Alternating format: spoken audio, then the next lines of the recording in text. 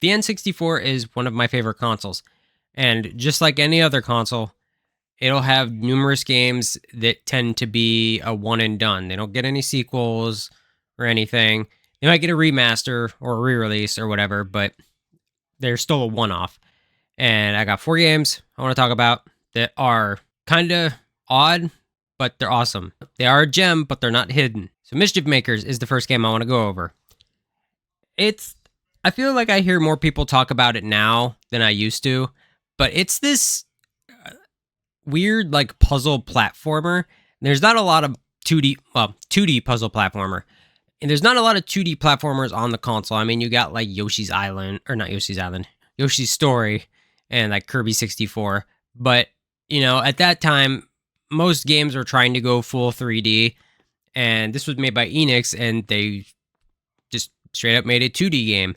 And it's like a puzzle platformer, and it has this like Japanese anime art style to it.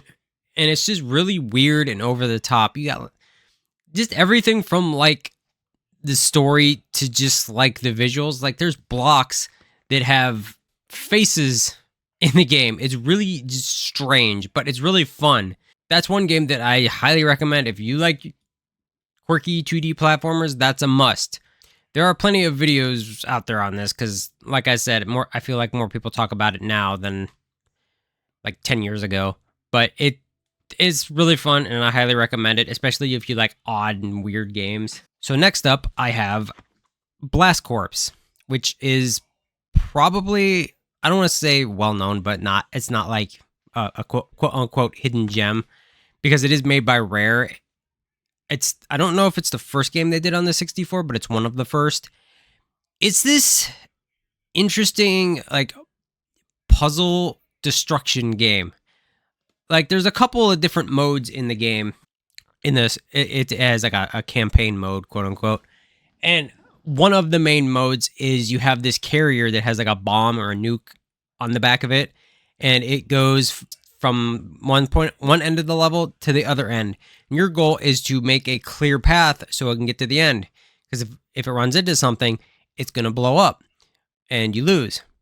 I mean, apparently the brakes don't work on the thing because you think they just stop it. But anyways, so you'd have to, make a path for it. And, sometimes you'd have to destroy things in its way or move something in the way, like a boat, so it could cross the river or something. But there are numerous types of vehicles you can control in that game, from just like basic cars and like bulldozers and whatnot to full on like robots that can jump up in the air and slam down. It's the weirdest yet most interesting puzzle game I think I've played. And it's not, it's not a traditional puzzle game like Tetris, but it has puzzle aspects to it, I guess, when it's mainly about destruction, which is weird. And with that game specifically, I don't know if it's been released on the Switch Online or not, but it is part of Rare Replay on the Xbox One, which I highly recommend Rare Replay if you're a fan of Rare. I mean, it doesn't have, the Donkey Kong games on it or GoldenEye, but definitely worth picking up. Anyways, back on track. So this one is really the game that made me want to do this video, because like nobody talks about this game, and that is Space Station Silicone Valley. It's a adventure game. I don't know if I want to call it a platformer, but it's this like adventure game. You play as this robot where you crash land on this space station and your body gets destroyed, and you play as like the motherboard or whatever, little chip, and you go around, and the space station is littered with these robotic animals. And it's this puzzle adventure game where each of these animals that you can take over have different abilities. Like, I think if I remember correctly, like the sheep can jump, and like I think if you get like a mouse, you can like go into smaller spaces or whatnot. So each animal you control can do something different. And it kind of has a Mario Odyssey vibe, in the sense of, you throw your cap at something and you can possess it. Take that, but make it into like a puzzle game. That's kind of like the best way I can describe this if you've played Mario Odyssey. And it's just so weird. I've never seen any other game like it, and I really wish that it got a sequel or something, but it didn't. I highly recommend checking it out if you can get a hold of a copy, because it is weird. So with this next one, I'm kind of cheating because I know at the beginning of the video I said these games are one-offs. They're not part of a bigger series. But technically this one is part of a series, but it's more of a spin-off. It is Tetrisphere. I mean, obviously Tetris. You know, in a Tetris game, you have blocks that fall down. You fill up a whole row, they disappear. The goal is make as many blocks as you can disappear and last as long as you can to get the highest score. This one's different. This one, it has a couple of different game modes, but the idea is you have the different shaped pieces like in Tetris, but there's a sphere filled with them already, and the goal is it'll give you a random piece, and you got to match multiple pieces of the same shape to make them disappear, and you want to clear off the sphere to like free up the little robot guy that's trapped in the center of it, or whatever the goal of the game is supposed to be. But you know, obviously you still want to eliminate as many blocks as possible as fast as you can.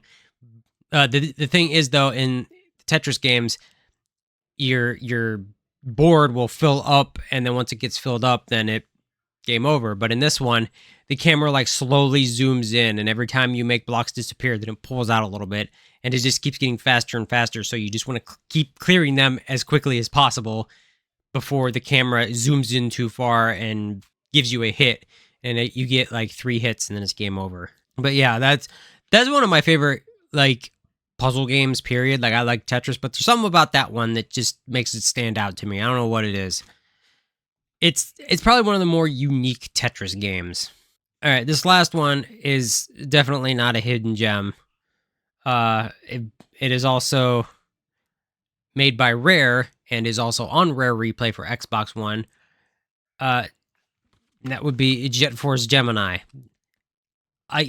This game, like, it's, you know, sci-fi, shoot alien bugs, rescue Ewoks.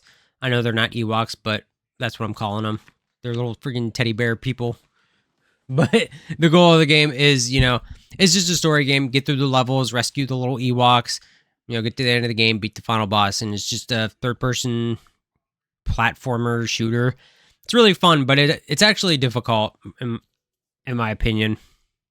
And I could not get through the N64 version of that game because of the controls. It's one of those games where, like, you have, you know, the 64 controller, you have the thumbstick that you use to move around.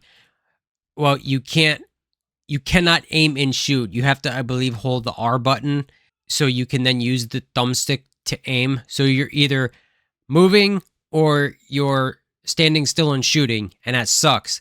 But on the Xbox One version, they had a patch for it that gives you modern controls. So left thumbstick is to move around, right thumbstick is to aim, you know, just like every other shooter.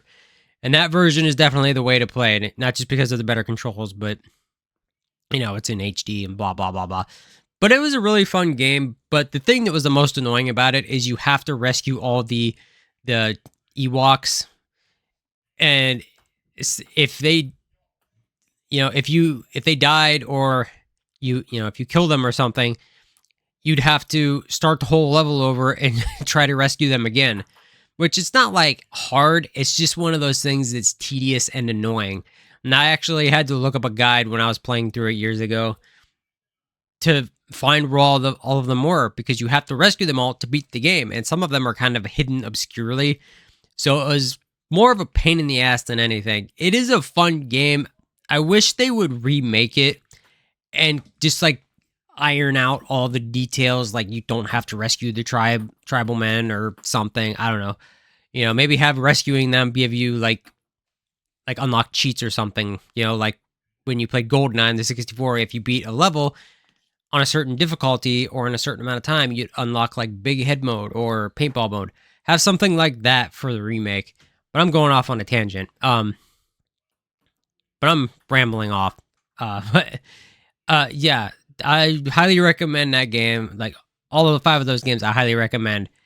If there's any weird or obscure games that you've played on the 64, let me know in the comments. Thanks for watching, and I will see you next time.